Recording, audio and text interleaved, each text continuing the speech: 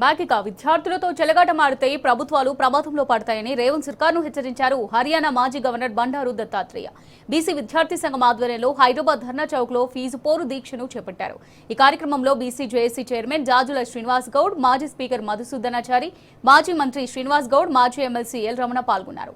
ఎన్నో పోరాటాల ఫలితంగా దక్కిన ఫీజు రియంబర్స్మెంట్ ను నీరుగార్చే కుట్ర జరుగుతోందని మండిపడ్డారు. ఈ కుట్రలను తిప్పికొట్టడానికి విద్యార్థి లోకం సిద్ధంగా ఉండాలని పిలుపునిచ్చారు.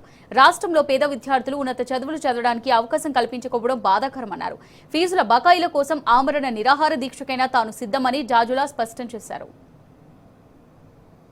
26-27 మాసాల పరిపాలనా కాలాన్ని గనుక విశ్లేషించుకుంటే ఈ ప్రభుత్వం యొక్క మూడు ఏ రకంగా ఉంది అనేది మనం అర్థం చేసుకోగలిగితే, ఈ ప్రభుత్వం మూడు ప్రజలకిచ్చినటువంటి హామీలు గాని అనేక వర్గాలను రాజ్యాధికారంలోకి రావడానికి రెచ్చగొట్టి వాళ్ళ శ్రమను దోపిడీ చేసి వాళ్ళ భవిష్యత్తు పట్ల ఆశాజనకరమైనటువంటి అనేక హామీలు ఇచ్చి ఈరోజు కొన్ని వర్గాల ప్రయోజనం కోసం, ప్రత్యేకించి ఒక వర్గ ప్రయోజనం కోసం పనిచేస్తున్నటువంటి ప్రభుత్వంగా ముద్రపడ్డటువంటి ఈ ప్రభుత్వం కార్యక్రమానికి వచ్చేసినటువంటి వారందరికీ నేను విజ్ఞప్తి చేస్తా ఉన్నా, సూచన చేస్తా ఉన్నా.